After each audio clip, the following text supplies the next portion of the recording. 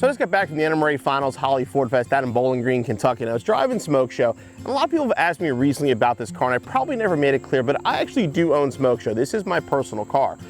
Like most project cars, it had a shelf life, and last October, once we kind of finished what we were planning on doing with the car, we decided it was time to probably move on to a new project.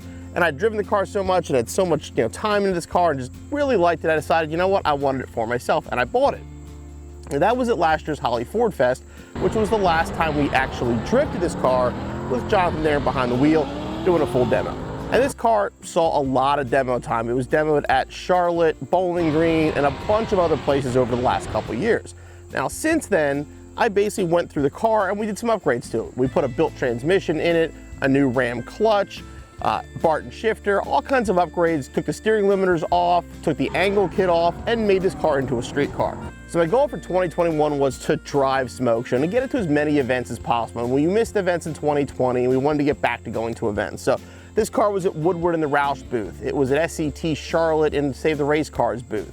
It's been the MBRP's booth at a couple different events, the most recent one being at the World Finals back there again with the car. And like I said, my goal was to drive this car as many places as possible. So why is it on a trailer? Well, like everybody knows, when you drive a car a lot, if it's a modified car and you go to a lot of events and do a lot of things, eventually something's probably gonna break. And this car has been running so well, we put so many miles on it, I mean, almost 11,000 miles this summer alone with this car, that I kind of forget this car had a little bit of a rough life before I got it. I mean, it was drifted heavily, it went through a lot, and well, something broke. Thanks to some good friends, specifically my buddy Adam, came down with a trailer last night, picked me up. We got the car back here and we're gonna put it up on the lift and see what broke.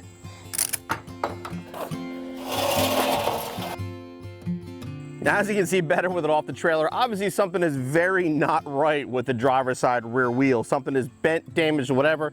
I was on the highway, I was cruising, the car kind of started feeling a little bit loose, which is unusual because this car is usually very planted. And you know what, gut told me something's not right, pull over.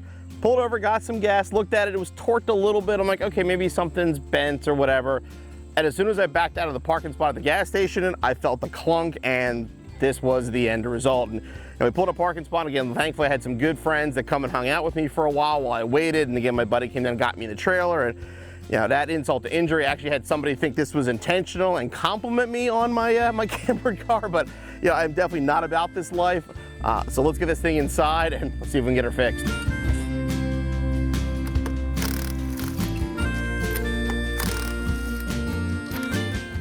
So obviously when the wheel, whenever it broke, and I'm pretty sure I know what it is at this point, but the wheel cambered in, as you can see, and it did a little bit of damage to the wheel. Hopefully it's just paint damage. Doesn't seem like the tires hurt at all. But yeah, this was obviously rubbing against the rear shock mount because that's as far in as it could go. So as I kind of expected, it is a broken camber arm. Now, these are adjustable arms I have on here because the car is lowered. Now this is, I'm gonna say this is probably partially my fault. So this is an early design of the camber arm that basically the manufacturer realized had some issues and they quickly replaced all of them and took care of it. Since these were part of a demo build, I never actually got around to swapping these out because they were working properly, and I figured, it was mostly drag racers breaking them, but as you can see, they can break normally, and that is the culprit on our car, so we'll have to pop these off and get some new ones. Everything else thankfully looks good. ABS line's good, brake line looks good. Thankfully the gas line is good here. So it did hit this. That's actually why it's all smooth. That was where the wheel touched. Doesn't appear to have honestly did any damage to it. Might be time to upgrade these anyway. But thankfully it looks like for the most part, tragedy averted. Obviously that could have been a lot worse. I'm glad it broke in the parking lot like it did, but everything else looks good in here and should be a pretty simple fix. And basically, as you can see, what happened is it just snapped right here on the threads. And again, this was a early design issue when they first came out with these. Manufacturer realized it, has addressed the problem and fixed the problem. Again, this is an early set that just never ended up getting replaced. But yep, that was where our failure was. Now obviously over the years, we've done thousands of videos showing you guys how to install parts. So the reason we did this video is to kind of show you the other side.